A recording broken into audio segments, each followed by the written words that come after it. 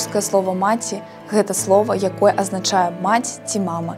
Яно, як і руская і стараславянская «маці», паходзіць ад праславянскага «маці» і далей ад праіндаеўрапейскага корня «ма», які лічыцца ўзнік з дзіцячай прамовы.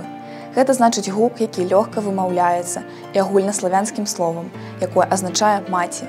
Мае роднасныя словы ў многіх мовах.